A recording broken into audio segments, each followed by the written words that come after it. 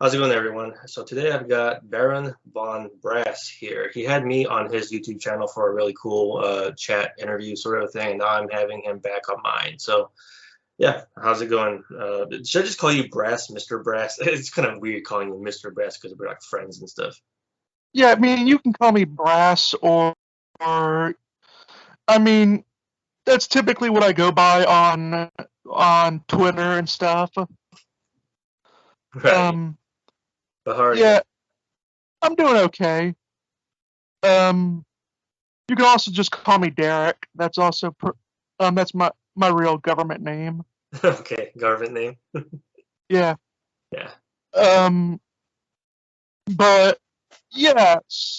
So I remember I remember on Twitter you had you had said you wanted to discuss with me about how this notion of sacrifice isn't really that uncommon in the, like how I had said that this notion of sacrifice isn't that uncommon in the West, and I posted a link about how in medieval times people would have these very egregious acts of self harm um, to communicate their communicating their sacrificial nature. Right. Like it's not just the West. There's like other like tribes. There's some prehistoric acts. What else? There's some African, I think it was, and there was some Asian ones, Chinese, Native American, all, the world over, Yeah. Right, yeah. Yeah, basically, reason I was wanting to talk to you about this one because, you know, that's the basis by which things like circumcision is justified, male genital mutilation is justified. And, I just can't help but fail to detach the idea that humanity has had this big love affair with things like the mortification of the flesh and basically ascetics and self-debasement in the pursuit of attaining that higher state of being, sort of. So I'd love to exchange some ideas on that. Mhm. Yeah. I mean, I know at least in terms of Christianity, because that's more my strong suit of my knowing things. Hmm. Um, I know for Christianity is sort of what made it sort of like as popular as it is in the West, at least. Yeah. I'm pretty sure there's probably pagan cultures out there or some more Asian cultures that engage in it. But at least in the West, that's where it really comes from because that's sort of the main impetus of like the entire religion. Yeah, well, in the West, it seems like the big transition when it came to the West and things like Judeo-Christianity is that it became a virtue to voluntarily sacrifice yourself as opposed to it being a more tribalistic kind of forced on you kind of a thing. Or, in some other cases, like just sacrificing others to gain some kind of parasitic end or something like that. I think the West is where, sacrifice for its own sake was seen as virtuous, I suppose. So do you have any arguments against that, or? No, not really. I mean, like in many ancient cultures, I mean, people sacrificed themselves, sure, but it was more like something that was forced upon them, and it was never really seen so much as a good in of itself as it was just like a necessity, Hmm. or even in some cases a form of humiliation. Right. It's like, Um, yeah, it's kind of weird. I'm thinking some notions of humility, and at the same time, I'm thinking humiliation, as you just said. I wonder if they're more interconnected than we'd like to admit. mhm. Well, I know when like the big thing with Christianity where it gets its notion of like like when there's power in victimhood, it of course, comes from the crucifixion. And like when it was originally done to Jesus, it was supposed to be like one of the most humiliating, like Right. shameful things you could ever go through. Yeah. And it's so many Christians, in order to sort of face the cognitive dissonance that goes across the eyes of saying, I'm worshiping this man that was humiliated, they had to sort of come up with a way of saying, all right, well, he faced this humiliating death, but something good came out of it.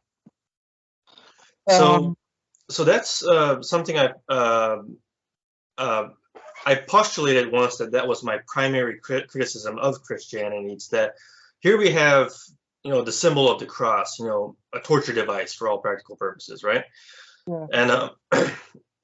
And what it was that, I don't like the fact that the very idol that I'm supposed to, idolize, I suppose, and see as basically like the highest manifestation of value and example of being, and Christianity to me is be like Christ, and and that's what you're wanting to kind of be like, is to be sacrificial, maybe and even proverbially have yourself nailed to the cross and be of service that way by the mortification of your flesh. And I got completely dogpiled on it by some theists, and yeah, it's like you're missing the whole point of this thing. It's because we don't, Jesus did that, so we don't have to do this all the time. Well, first off, I don't like the fact that it had to happen to Jesus, and I don't like the fact that this is something that he had to go through, right? Yeah.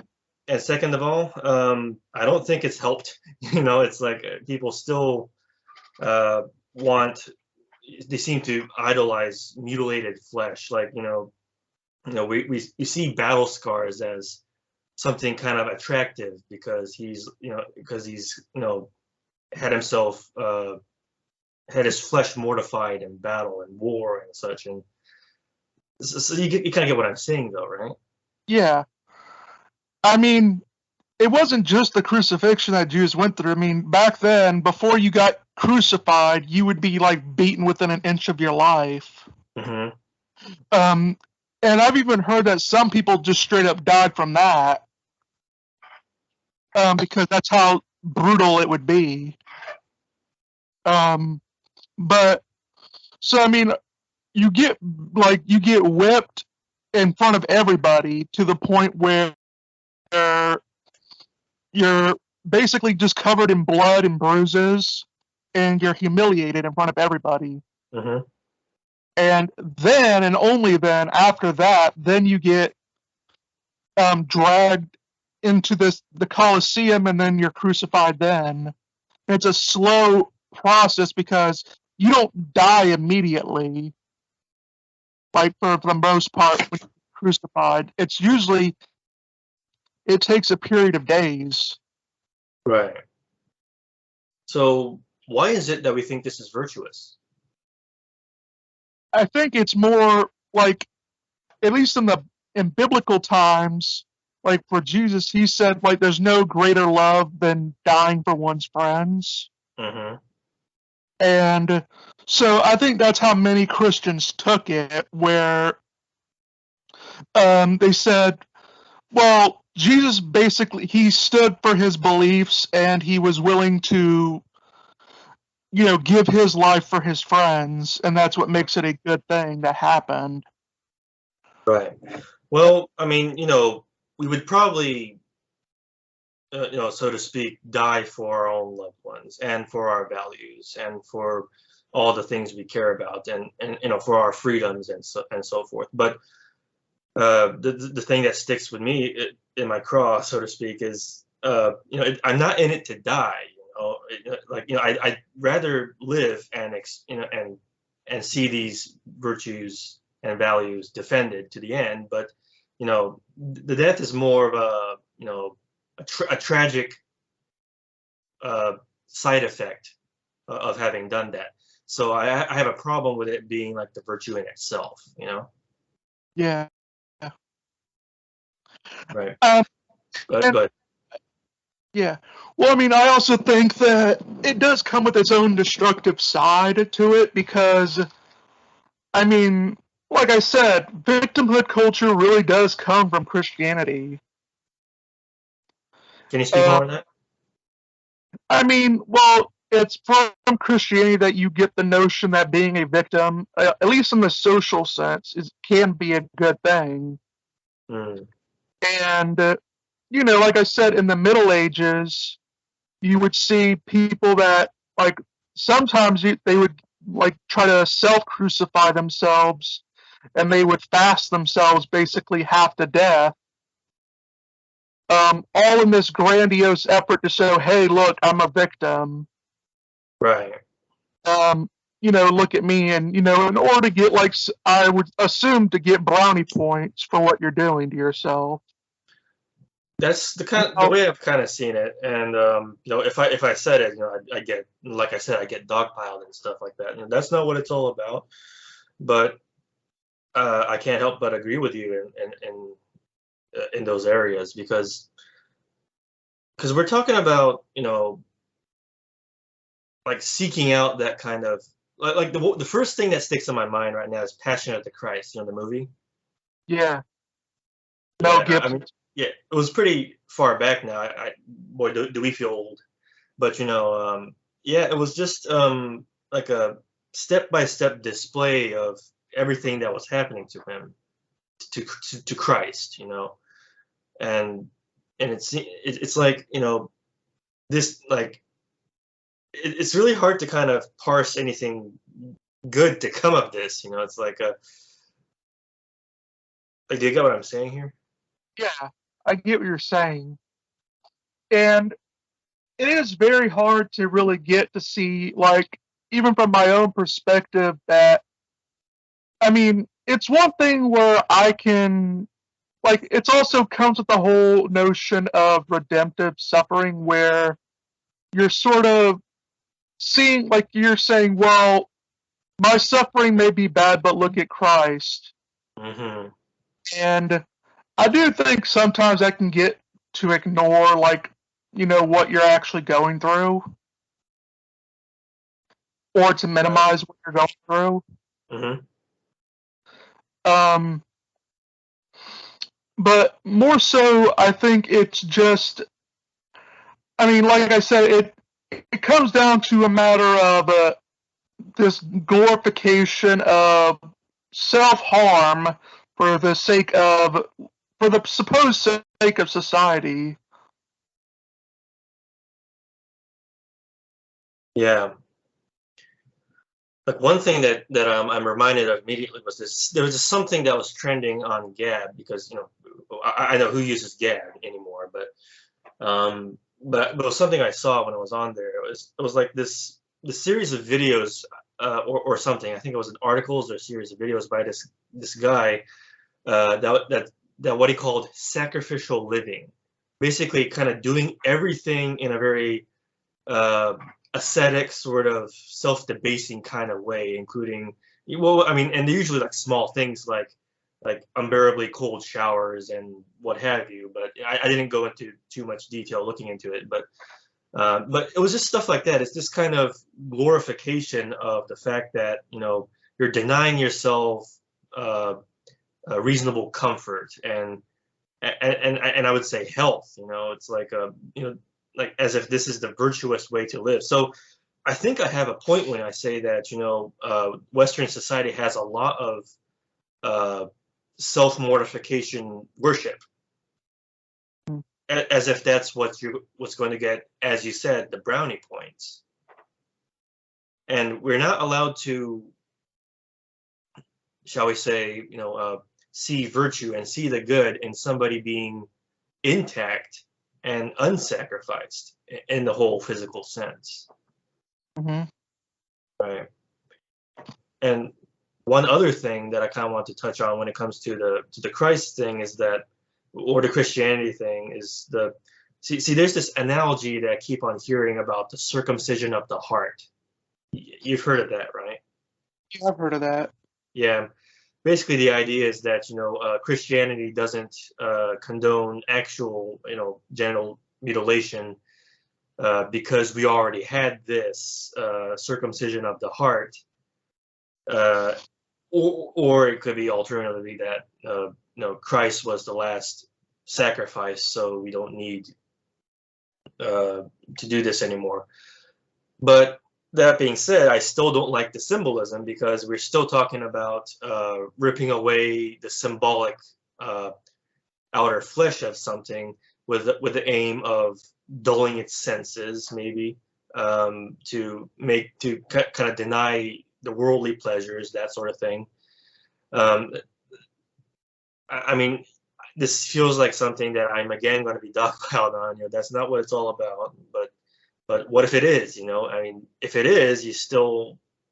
I mean, you guys seem to be okay with it, at least philosophically. Yeah. Well, I mean, even in some cases where we do sort of recognize that there are times, like when we do sacrifice ourselves, we never really also notice that it's a. I mean, we notice that when, like, let's say, I mean, I remember on the last time when you came on my show, we talked about, like, say, the example of a guy, um, let's say, oh yeah, where he saves his child's life by pushing them out of the way when Hmm. a speeding car is coming towards them. Yeah. Now we know that uh, the guy doing that, like, we would say that that was a good thing that he saved his son's life, but we also know that it's a tragic thing overall. Right. If he were to die or become horribly injured. Yeah. Right. So But yeah, go ahead. Sorry, I'll let you finish your thought. yeah, I think we will recognize that it's at best a sort of a trade-off situation where you're essentially trading off a bit of your pleasure for or your life for, just say, your son's life in that situation. We don't really view it as so much of a good thing as we do as a sort of, oh well, this is a hard situation and we're just making the, like, the our more instinctual preservation sort of sense. It's not really good or bad. It's just more or less sort of an instinct that we have. It's more like, well, to hear people kind of praise on the men who uh, risk their lives to save whoever and get themselves possibly damaged or even actually get themselves killed. Those are the ones that get the most praise, which kind of bothers me. I really do end up processing as if um, uh, the deaths, are the things that make it wonderful. It's like I don't know if you. I don't think I knew you when we were when this was the subject at the time, but there was this boy that had to save his younger sister from a maniacal dog and got mauled by the dog, right? And there was this whole photo of him, his face being completely scarred and stuff. And everybody, like celebrities and everybody, was saying that now you are a real man. Like this. This is a great thing, and everybody's calling him a Chad or something like that. You know, so that is the basis by which men are constantly praised, and that bothers me. You kind of know what I'm talking about, which Yeah, yeah. yeah, I get what you're saying. Um, I mean, like I said, we would always notice it that that a lot of things that men do, it's more of an on an instinctual level, where, and it's also a bit of social programming. Well, can you explain the instinctual then? I mean, I think it's more social programming than we'd like to admit. I know we've probably been it's in this territory before, but instinctual in the sense of like how our body tends to want to carry out our genes, and like I do think it's a bit of a what's the word? I think it's I think it more has to do with how when it comes to the instinctual level, like how let's say for example we eat and stuff because partially because it's conducive to our survival, and a thing that comes it's in our sort of mind that we want to care about our legacy. And so often we'll save our loved ones in sort of in an instinctual sense in order to let us know that our legacy is being carried on if we're not there. hmm I think that's part of it. Like that would be part of why I don't say that would be on a sort of a conscious level. I don't think we on a conscious level program that sort of thing. I think it's more that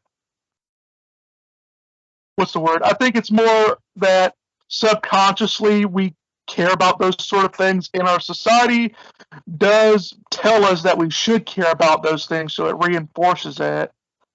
And so that more lets us go towards those actions. I mean, I get what you're saying. Though it's like say for instance, the point I was making was that say somebody could save the lives of somebody like in the moment, right? But say he kind of came out of that completely unscathed because he did it in the most efficient way, in the fastest way, the most in a way that he didn't have to kind of go ahead and immolate himself for doing so. I don't know if that's going to get enough traction in terms of praise. I think the more scars he gets, the more praise he gets. Do you agree? Yeah, I would say so. Like at least in modern society, like the more damage that you take for an action, the more people seem to praise it. hmm Right. And I So think that's tragic. it does, in a way. It does seem tragic. Yeah. Mhm. Right. So, why don't we talk about some of the examples on that article that you had that inspired this whole thing? Yeah. Yeah. Um, I remember I had to look into it a little bit more. Do you have it up? I got it up. I can even send you the link via the chat here. Yeah. All right. Let's see. I got it. Yeah. Why And don't we go down the list starting with number 10? yeah, the pillar dwelling is number 10. Right. So you bind one's feet, and I'm still confused. What's exactly happening here? It's kind of just crouching on it and just just completely staying on it, sitting on it on his knees. Is that right? I think that's something like where it's going, and he's letting himself be basically, yeah. Someone he crouched on a 18-inch slab atop a pillar for at least 37 years, and his feet were bound in place so he couldn't move positions, hmm and it strained his bones to the point where, like, his bones bulged from beneath his skin, and he spent most of the day bowing and rising repeatedly, and it caused dislocations in his vertebrae. Wow. So, and eventually his belly burst open from standing for so long. His body burst open Yeah. Um, just from being stationary like that. well, that and the fact that he bound himself together, and he was allowing birds and everything to chew at him. Okay. Oh, his belly burst. Sorry, I thought you said body. Yeah, his belly burst. Wow. And he did that for a long, long time.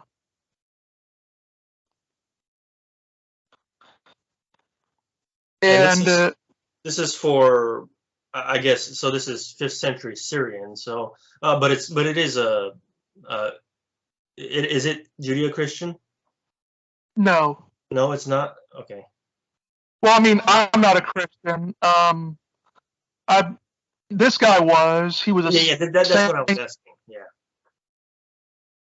Yeah, this guy was. He was called he was a Syrian saint, Hmm. and he was actually called he actually became so popular for doing this that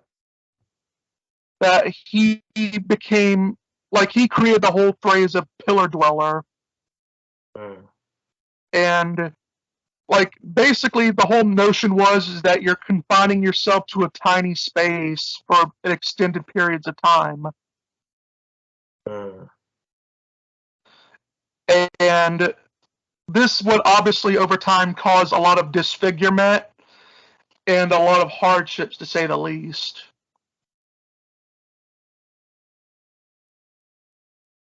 I'm just it's hard to form the words as to why somebody would do this. I get what they're trying to do. It's trying to get closer to that enlightened state, I suppose. But the fact that enlightenment has to be so tied into this sort of self-imposed disfigurement, and the fact that he was popular for it, Mhm. I don't know. I just think that that's a very sick take on uh, on enlightenment. Yeah, it really can be. I mean, like I said, we tend to so in modern day we are all about how, oh, look at victim culture, and we say it like it's a new thing, Hmm. but it's not really. It isn't. Yeah. It's been around for centuries at the very least, and maybe even a millennia. Right.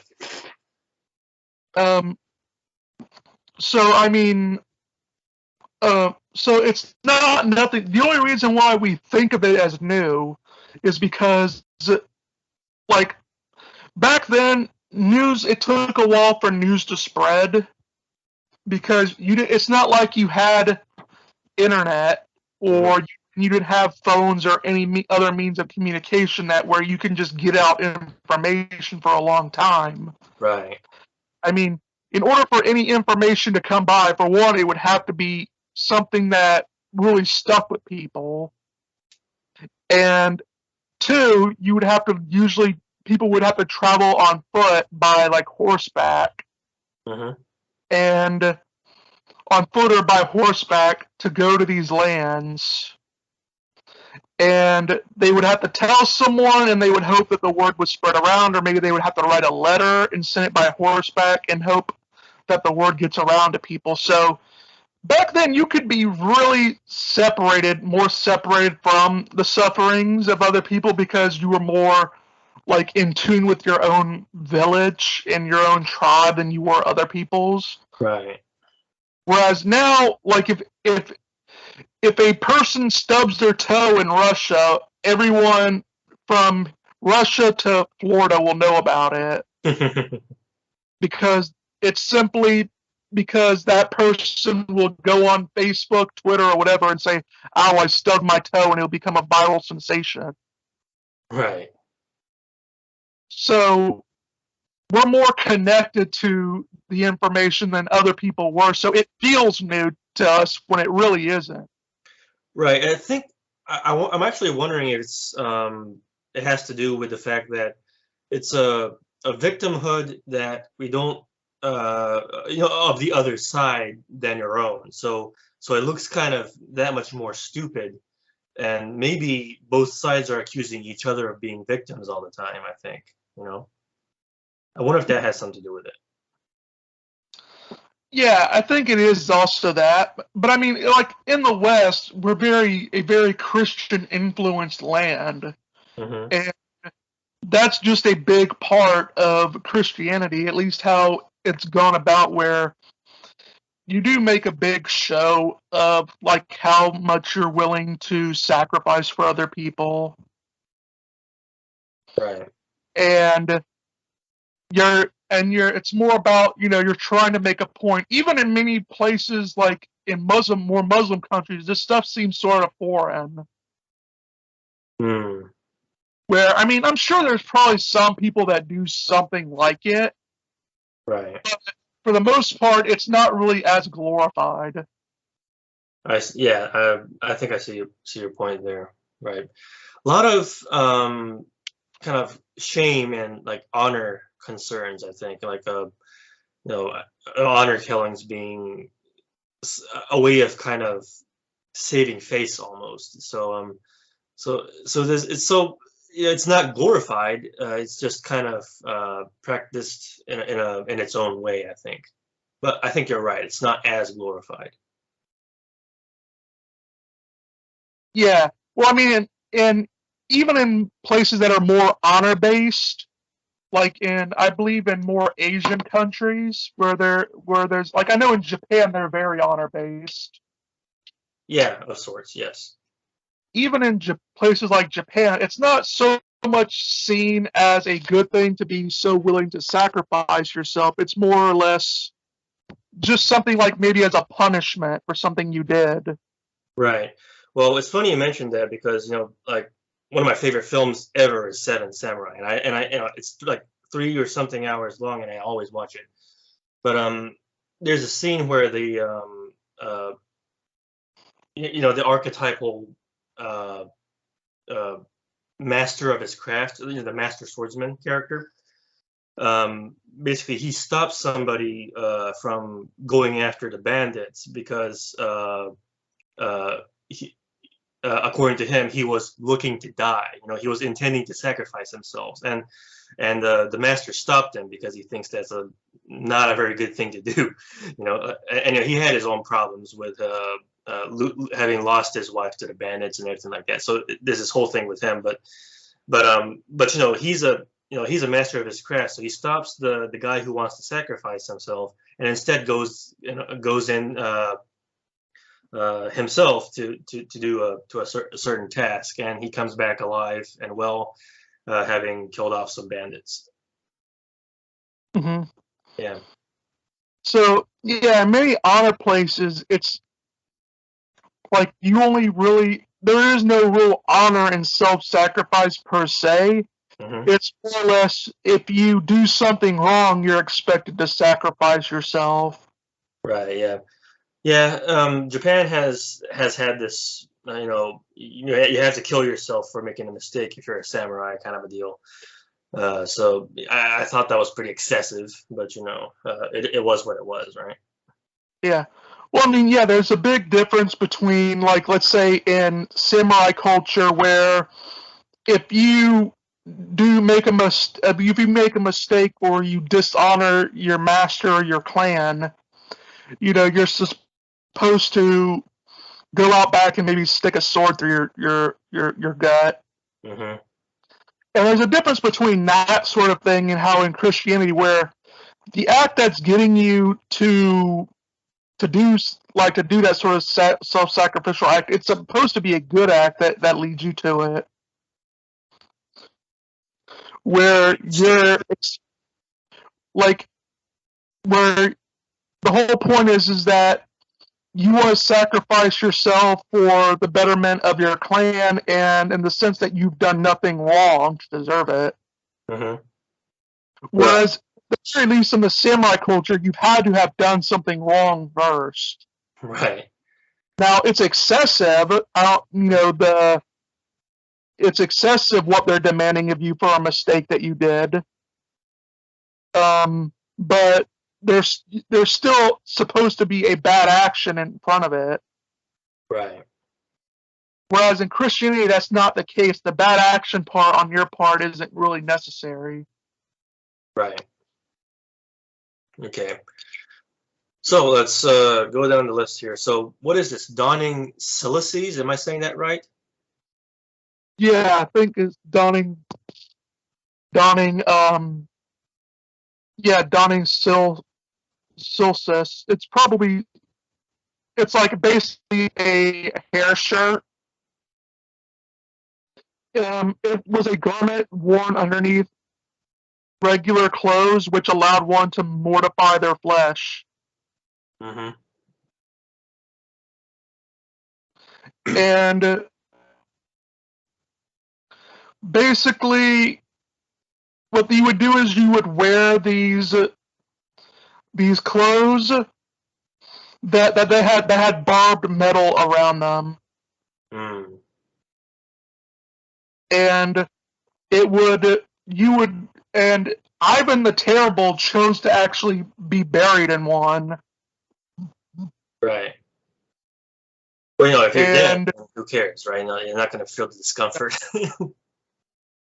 well, yeah, but it's more of the symbolism behind it. Like it's supposed when you're doing it when you're buried, it's supposed to show how you lived your life, and it's supposed to show that you lived your life as such where you were willing to cause yourself immense pain. Hmm. So that's what it's supposed to symbolize. People would do this immediately after they maybe had done something bad. Like I remember one Irish, and like I says, one Irish aesthetic, Aesthetic. or like, yeah, he he lived a quiet life as a laborer after he struggled with alcoholism, Mm-hmm. and he basically, from what I heard, he wore this as well as a way of sort of showing showing that he's sorry for his life of alcoholism. Mm. And this would actually get so bad that some people actually would die from it. Die from wearing the thing. Yeah, because it would just cut into their skin, it would get infected and the like. Right. Yeah, like it's designed for mortification of the flesh. Yeah, and it's not just that, it's like they obviously didn't have the best medicine back then. Mm. So, it would cut into your flesh, and you would it would obviously become like gangrene, and you might have to lose a limb or so. Mm. And it would become infected, and some people would die from that. Right. And so that would be, and so people would wear this, and out, people would wear this in order to show that they're repenting for their ways. Mm. Um, the next one is like that comes after this. Yeah. It's become into a festival.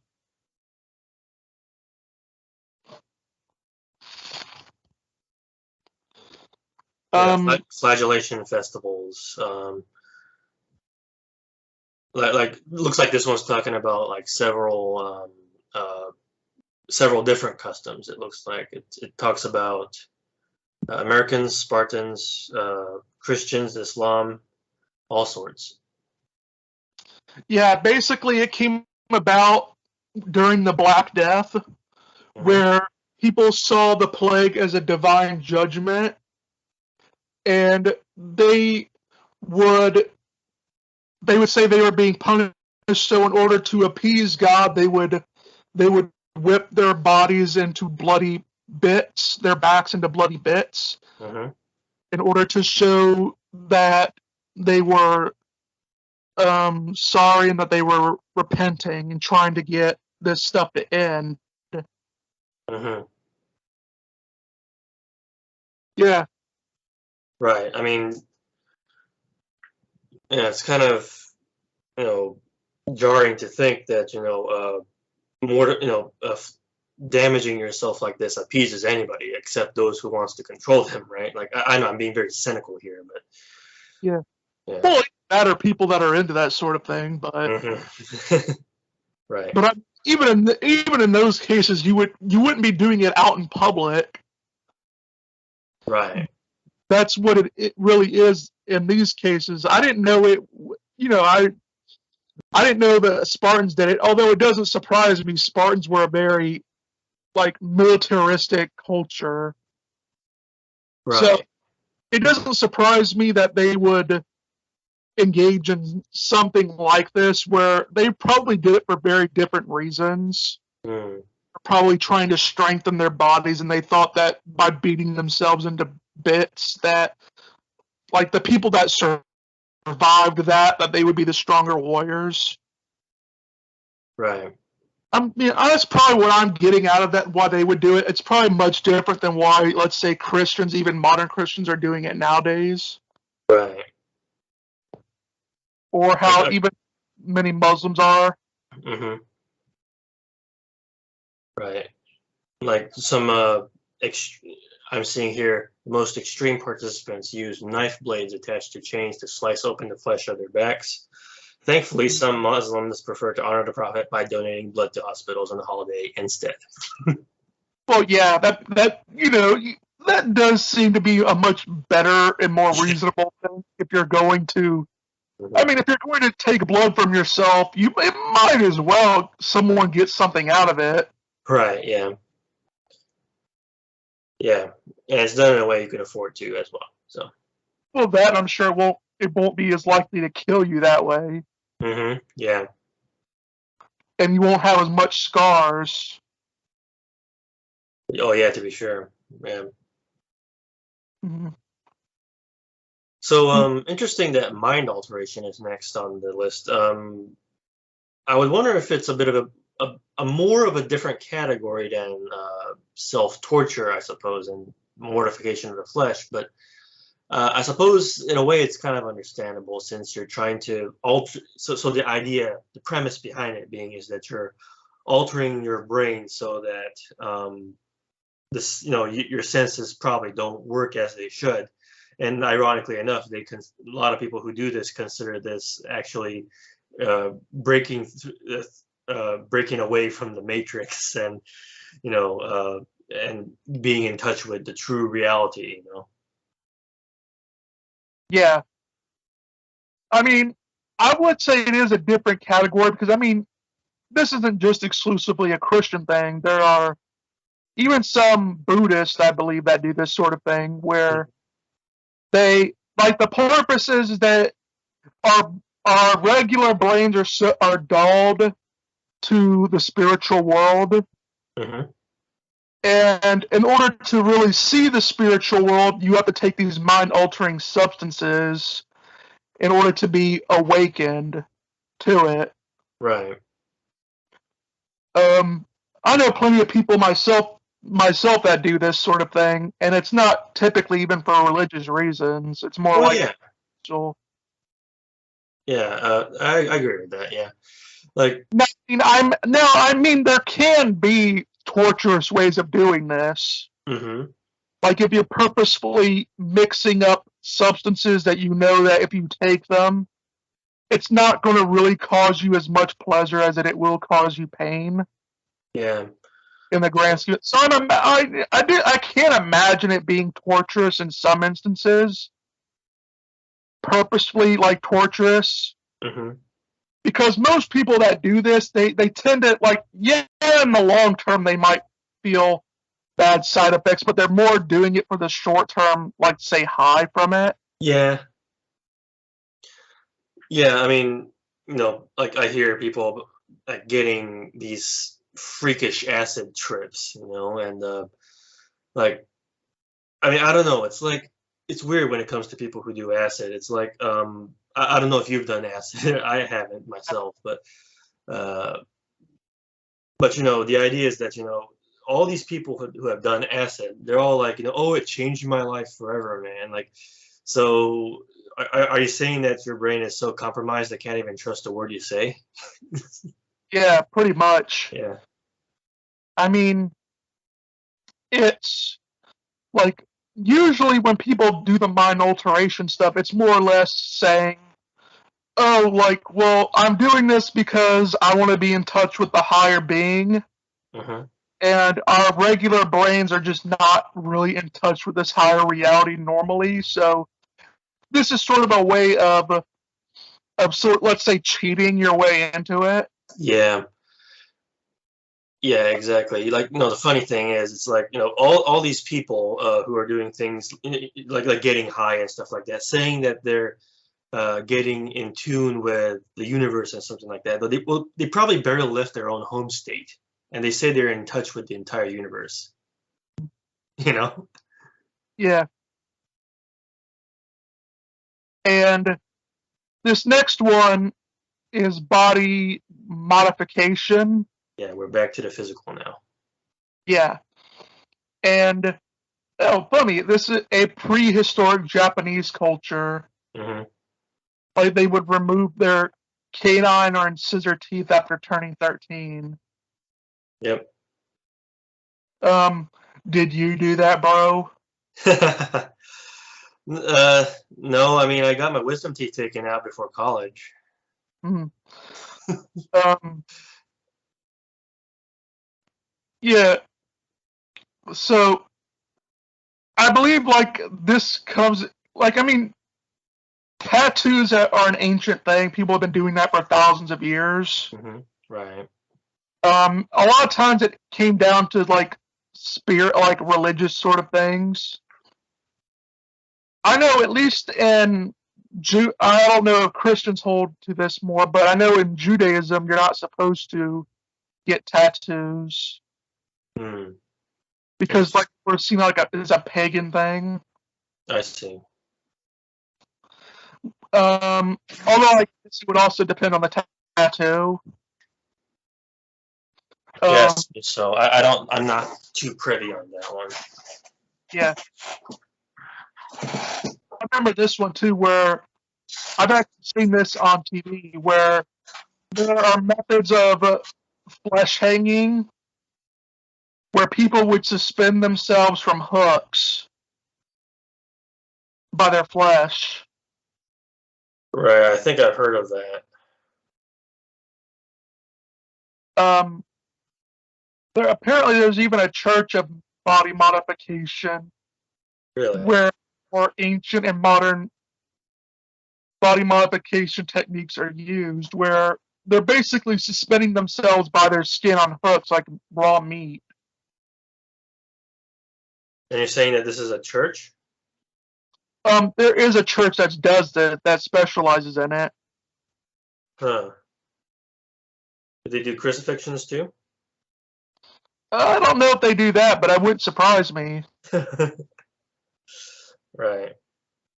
Um, I know this next one. It's another physical one where I can't even. It's called a thigh possum or something. Yeah, Something. Thaipusam, maybe? I'm just taking a stab at the pronunciation. Yeah, and it's basically a test of pain tolerance Hmm. where, uh, from the looks of it, it's where they stick a needle through your cheeks Yeah. and By the way, people, I'm going to include the link to the article on the low bar when this video gets released, so you'll be able to see exactly what we're talking about. yeah. So basically, they would, from the looks of it, they take a needle and they pierce it through your cheek like a shish kebab thing. Hmm. And apparently, this is supposed to I don't know. It's supposed to test your pain tolerance. Right. And it does surprise me that women are actually involved in this because, like, for the other ones, it was mostly men that are involved in it. That's true. Which I mean, it doesn't surprise me that that's the case because guys, for some reason, tend to be into self harm in order to show themselves. Yeah, that's true. So this is done in the same way across the genders or the sexes? I would imagine so. I mean, some people, they say that like they wear sandals with the iron nails sticking from the sole, so it literally would, like, you have a nail sticking through your foot I see. and you walk through it like that. And well, I mean, well, on the bright side, they seem to be very hygienic about it because they like to put disinfectants on it so it doesn't get infected. Yeah, to say the least, yeah. So this thing says that, in honor of the Hindu god Murugan, who vanquished this great demon with a spear. So are the people the demons? Yeah, that's sort of what I would be thinking about. Yeah. Worshippers walk with long metal skewers pierced through their cheeks. Hmm. And to Yeah. prevent speaking, like they apparently appends the lips and tongue into place. Hmm. I imagine many men want their wives to do this.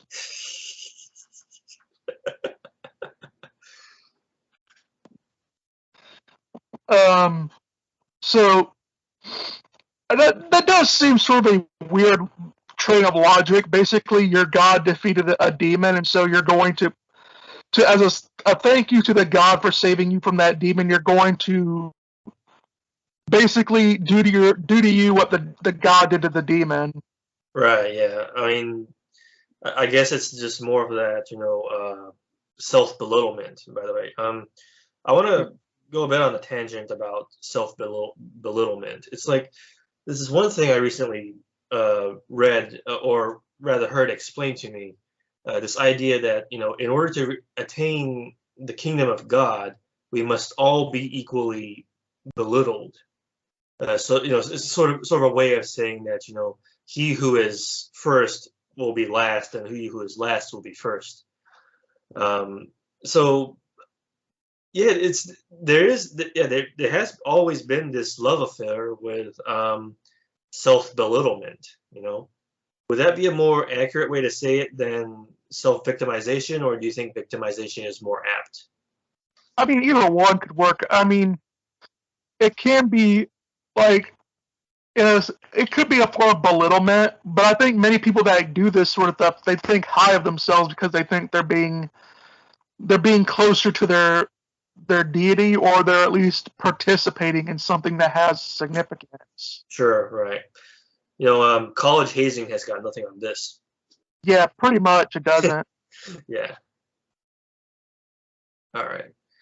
Number 4, bullet ant gloves. Sounds lovely. Yep. Good grief. Yeah. See, Mhm. you read it more. Yeah, sure. It's where are bullet ants from? So it says the Amazon. Yeah, basically this tribe of people, they have their young men go through an agonizing ceremony to show that they reach manhood, in order to show that they have a high pain tolerance. Right, yeah. If you're an adult human female, then you're a woman, but you got to do all this crap to be a man here. Yeah, basically they put all these bullet ants into a glove, and you have to wear these gloves for 10 minutes. Yeah. Yeah, I actually think I've heard of something like this before.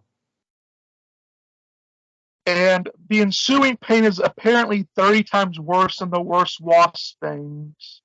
Hmm. And you got to do it 20 times in a row. Yeah. So it I mean, if that's what it takes to be a man, then I'm pretty fine being a child. Yeah. And it also says that some boys even die from this Well, I guess because that's one way to be a man, right? To die. yeah, multiple consecutive stings can be fatal. Yeah, Well, it seems like it's just like weeding out the useless, the men that they consider useless. that, and I think it's to say, well, I mean, I guess if you die, that means you're not a real man. Hmm. Which, I mean, uh, That's one way of looking at it. I would think another way of looking at it is that you're human and your biology is saying, "Hey, you shouldn't really be taking these things. It might kill you." Yep.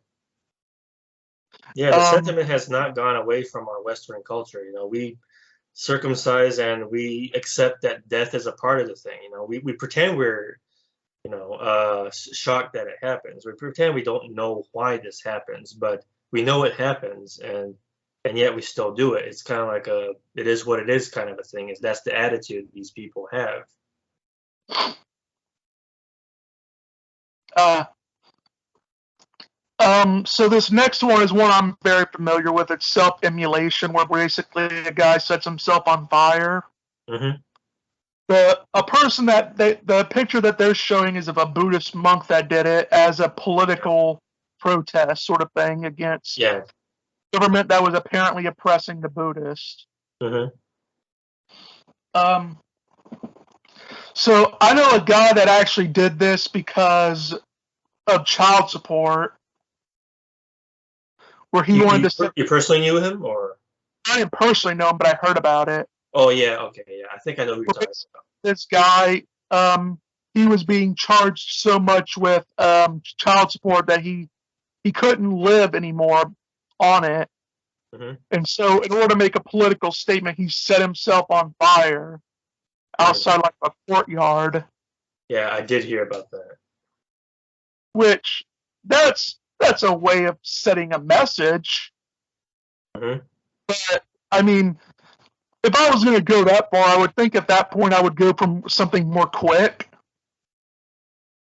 And what's even sadder about it is that the guy that did that, like he was accused of abusing the woman. He says, "Oh, he self-immolated himself in order to abuse the woman again." I'm like, Okay. if Yeah. a guy wants to abuse a woman, he's not going to harm himself like that. Right. Yeah. Um, and apparently this became like sort of a meme or something, like something popular, because about I think like more than 80 Buddhists ended up doing it in like groups. Right. So we're back to the Buddhist thing. Yeah, so Buddhists, so it's always been sort of a political strategy. Mm. So I mean, I guess it's different than the whole religious thing, because this is not really religious as it is just a political statement. Yeah, that's true. Now, this is one that you know about a lot: genital mutilation. Oh yeah, I've talked about this so many times on this channel. It's like one of the biggest things in terms of my men's issues advocacy, as you all know. Mhm. But No, this article talks about some specific kinds, of course. I mean, I don't think this article really processes routine infant circumcision as part of this at all, unless I'm wrong. for some Aboriginal children, becoming an adult in the eyes of tribal society involves painful rituals in which the genitals are modified. Sometimes this comes from circumcision or cuts to the clitoris. Other times, a sharp stone is used to split open the underside of the penis. Right. By the way, so this is a good time to talk to have a comment from my own subscribe star. This is from Peter Wright. He actually directly references the next paragraph.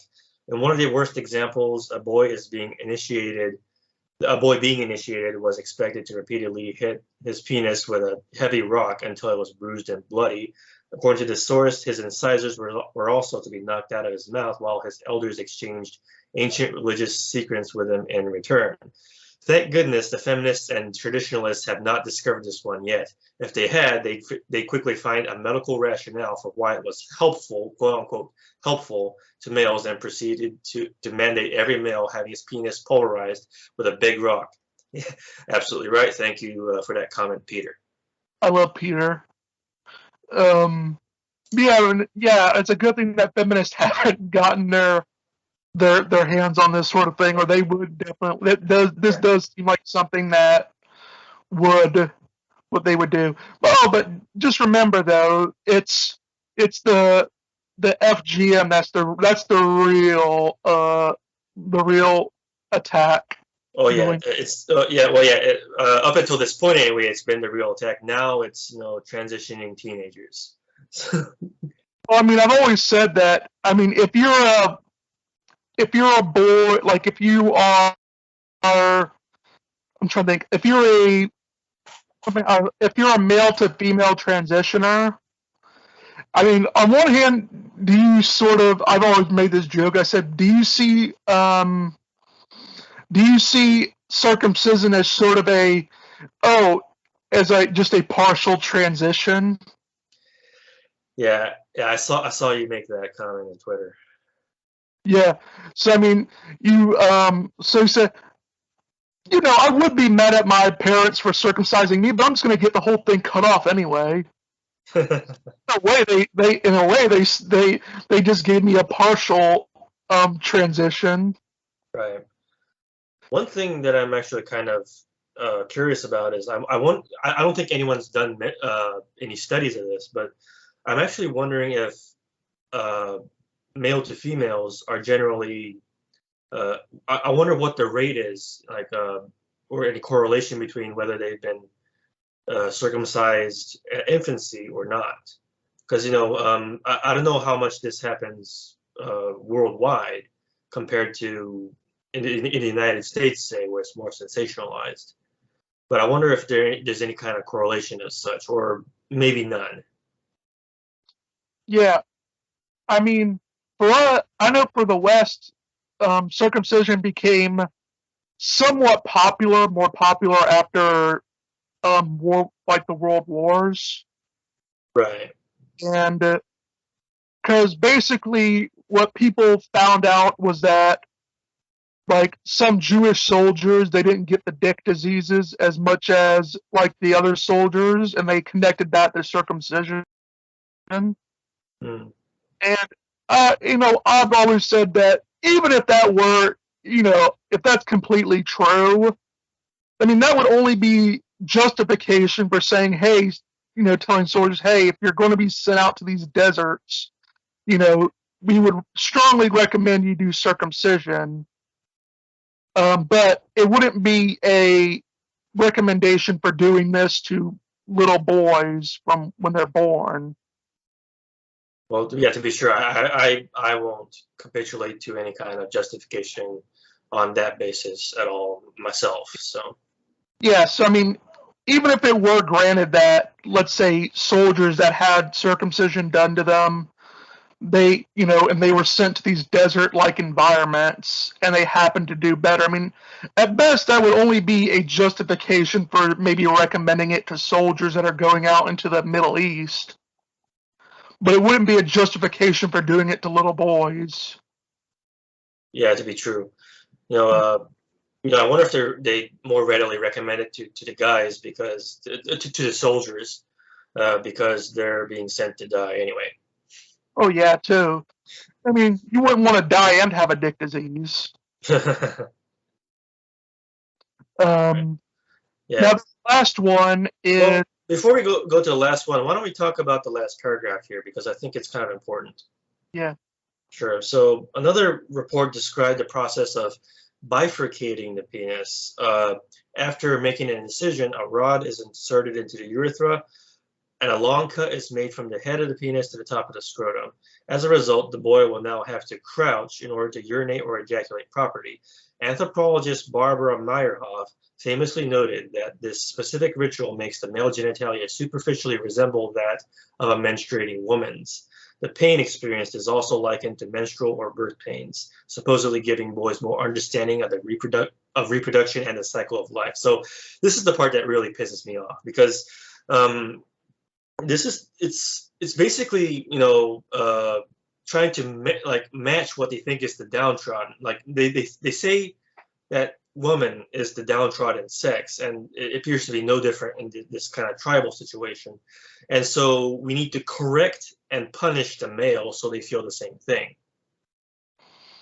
yeah. Basically, from what I'm getting from that is it's saying, oh, well, men are the defective ones here, and so we need to make them more like the women here by putting Well, this.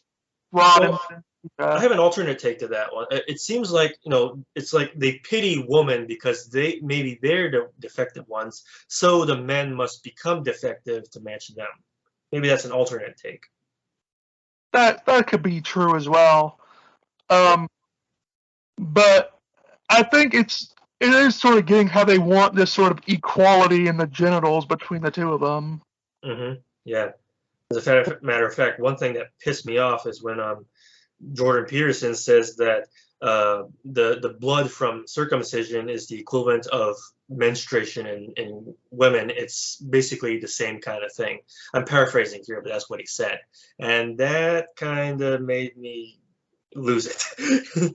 Yeah, Yeah, just just cut baby boy dicks in order so the women can be happy. right. So they can all feel equal and stuff.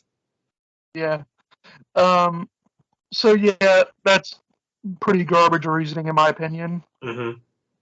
Now this one I've actually have heard of this. This is self mummification. Self-mummification. This is actually from Japan and the Buddhist. In this, it's a 10-year long process where priests would slowly cause their own bodies to decrepify into to basically into husk. Even though they're actually living. Yeah, and the point is they eventually kill themselves, but it's supposed to be over a short period of time. I mean, it's supposed to be over this long period of time. Right. Well. It was divided into like 3 1,000-day periods. Hmm. So basically, like 3 or 4 years or whatever. Right. It looks And like calling it physical impurities that impede passage into nirvana. So they don't even want to take their own semblance of flesh and blood into the afterlife here. yeah, basically, the priest eat only nuts and grains. With ice cold water. Hmm. And then they would their after that their diet would consist of only bark and pine roots. Right. Eventually, this is basically just starving themselves.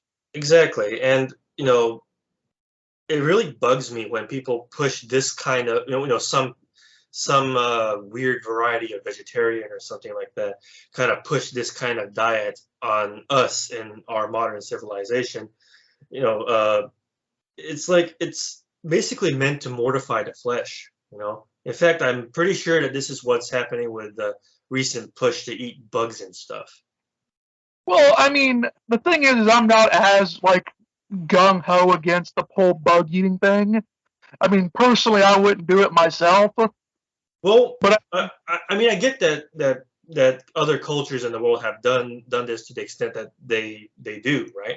Like yeah, I'm not for the pushing against it and stuff like that, uh, but for here's the thing: I eat shrimp, and I love crab, and I love seafood in general. So I don't know what that says about me, but you know, it says Japanese. yeah, but Uh, I don't know, I'm just thrilled by seafood. And it contains the same chitin, I think it's pronounced chitin, that the bugs are supposed to consist of. But I'm in reasonably good health. yeah. Well, I mean, in some cultures, like in Mexico, they eat grasshoppers. Hmm. And I mean, that's why I'm not so much against it per se. I mean, I wouldn't do it. But I'm not so much gung ho against it. I get what you're saying. I think it's because, like, the way like we eat cows here, Hmm. you know, like I'm imagining that in Hindu places they feel like the same way about how we eat cows, how we feel about eating bugs. That's true. So I mean, I'm not, I think it's more of an each to their own sort of thing. Yeah, I mean, they've kind of everyone's Like, found their own normal, I suppose. yeah. So that's why I'm not as like gung ho against it. I think it's more of a each to their own. I personally wouldn't do it. Yeah, I get what you mean. I remember I used to be so gung ho against eating shark meat. Have you had Uh, shark meat? oh yeah, I've had it plenty of time now. I've had shark soup once in some Chinatown in Japan. We were out with family friends and whatnot, and I don't know. I don't remember the taste, but it was shark soup, and I had some of it. I think some of it's cruel though, like Eh, fin soup, shark because fin soup? yeah, where they'll like what they'll do sometimes is they'll cut off the fin of the shark and throw it back in the water. Ah, that's not good. Yeah, Yeah, that's what I think is cruel. I mean, yeah, if you're already going through all the effort to catch the shark, you might as well kill it. Don't just cut yeah. its off and throw it in the water to suffer. That's true. Yeah, right. So I mean, my brother-in-law, he's from Puerto Rico. Hmm. Uh, They have a big fishing sort of culture there, and he's apparently just really good at catching sharks. Okay.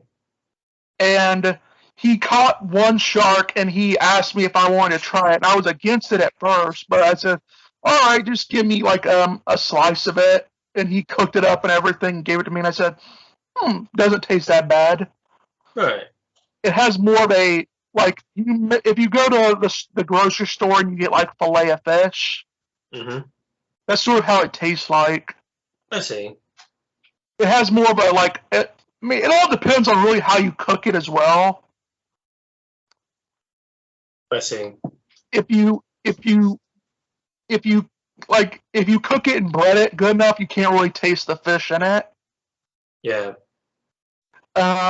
So that's why I'm not really that gun ho against it, because I know some people, like a lot of people do eat bugs to some extent. I think that if this were just saying, hey, maybe you should broaden your horizons, sort of thing,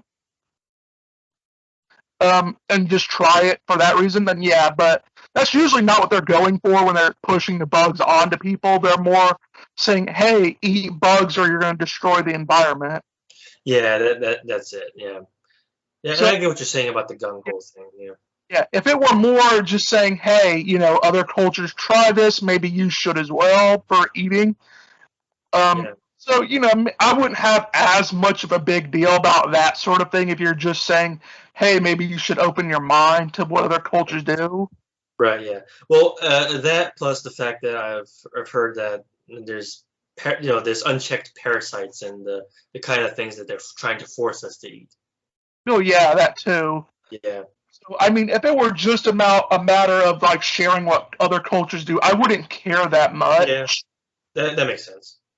But it's more the climate hysteria that goes along with it Hmm. Right. that makes it bad.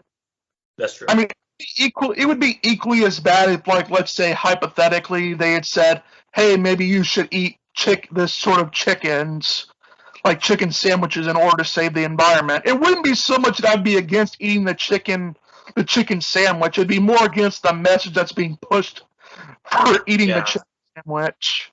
Right. Yeah. We've kind of diverged into this weird discussion about food when we're talking about self-modification. Oh, yeah, but I mean, that's sort It's of my fault. oh, it's fine, but that's sort of how the self mummification does come about because you're changing your diet in order to essentially hollow yourself out. Hmm. And basically, after like the bottom paragraph, it says, after this stage, the priests were placed in a stone tomb with a tube for air and a loud bell to signal to others they were still alive. And when the bell stopped ringing, the tomb was sealed. And basically, after all this, the priest is dead, Hmm. and and apparently from the way they did the body, it would mimic that they were like self mummified. Yeah. I believe one priest did this so well that they actually encased him in gold and made him into like a Buddhist statue. And they found out recently that there was actually a mummy inside the statue. Uh-huh.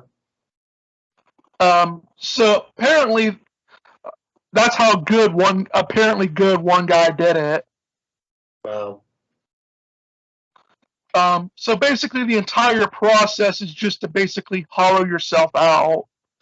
into being like looking like a mummy, and then eventually you die from that. Right. Yeah.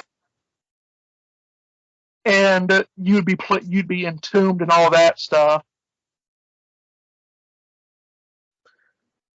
So that's the end of the article from what I can see. Yeah, that looks to be the end. Like here's the thing, you know, it's like we're there's this preoccupation with death above all of this that disturbs me in its association with enlightenment. Like we talk about this forsaking of flesh, forsaking of this world, this obsession of becoming not of this world and things not of this world, that it fails to sell me some of the more prevalent religious ideas, I think. Yeah, If that makes sense. yeah, it makes sense perfectly. Um, I think it is more about like how people are willing to go out of their way to do what they think is socially the right thing, even though it's doing them great harm. Hmm. It's not very individualistic focused. Well, it's not. It's a combination of societal approval and approval from the divine, you know. And Yeah. speaking of approval from the divine, you know, that's the basis where a lot of sexual abstinence comes from. It's this kind of idea of, you know, uh, abstaining from uh, desires, the sexual desires, and that way you become more close to God. You know, if you know, you can see this prominently in certain, you know, in priesthoods and in nunneries and other things. Mhm. Yeah. Yeah. Well, yeah, we've been talking for like an hour and 20 minutes now, really. Oh yeah, we were planning on an hour, but we been kind of immersed in this thing. We went 20 over. Yeah. Yeah, but I think we made our point here, I think. So, Yeah. yeah. Well, thanks a lot, Brass. Thanks a lot, Vernon. Right. Talk to you some other time. Thanks for joining me tonight. I hope you guys enjoyed it. All right. See you later, guys. All right. Bye bye.